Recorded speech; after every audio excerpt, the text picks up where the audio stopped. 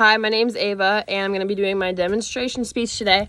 And what I'm doing for my demonstration speech is teaching you how to set a volleyball correctly, because I am a setter at Salt Fork High School, and I do hold a record for assists per set, so I thought that this kind of demonstration would be a good one for me to show, just because I have experience with it. So basically, I'm just going to be going through drills, fundamentals, and just how to properly do it. So one of the things that we always start off with before we go into practice or even a game, really, you're going to come up against the wall, and you can take your right hand, your left hand, it doesn't matter because you're going to be doing both, and you just throw it up against the wall. You're going to do 50 or 100 of these, it depends. Usually before a game we'll do like 100, sometimes 50, just kind of depends. And then you'll take your right or your left hand, doesn't really matter which one you start off with, and do the exact same thing, 50 or 100 of each, just depends on what your coach tells you. And then you're going to take both hands like you're actually setting a ball, and you're going to go up against it and do this. Just like that. Obviously 50 to 100 of them. And the reason why you do that is because it kind of gets your wrists flexing the way that they're supposed to, because you can't have stiff wrists when you set, because that will lead to your sets being unsuccessful. And obviously you want to be successful in volleyball, especially as a setter, because you basically run the court, so you have to be able to give consistent sets to people. So that basically just gets your wrists ready to go, flexing, and just getting the correct hand motions. So a lot of it is focused on like wrist flexing, like not being stiff, being smooth with it. And so another one that we practice that also involves the wrist, you will come like this, and you can like either throw it up against a wall, whatever you want to do. But obviously for this one, I'm going to just do it in my hands so you can see it better. You can throw it up, and you'll sit here like you're actually going to set.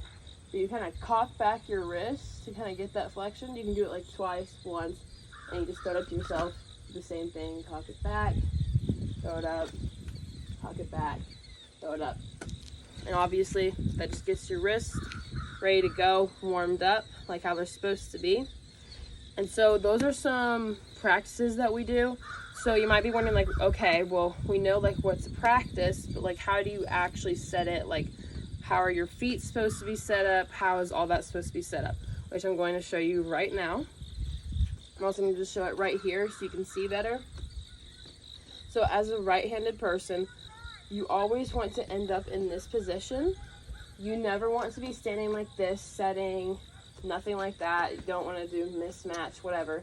And that's because if you're standing like this, you get no power with your set. You're not really getting your set anywhere. I guess it kind of depends, like if you're setting a middle maybe, but like you still want to have this kind of stance because it gives you power to either like push back and do like not like a right side, or just push forward, do outside, anything like that. So you have to end with your legs like this. Obviously if you're left-handed, that can defer, because this would obviously be more comfortable because it works better with you. But as a right-handed person, we set like this. And so how you get into that position, so I'm going to throw the ball up so you can kind of see. You just kind of go like that. Whenever the ball is coming down, you have to have your feet in this stance. And that's just so you can get power, whatever, anything like that. And your hands, whenever you set, you should not have them back here when you set, because how are you going to get any power to do like an outside, a middle, a 9?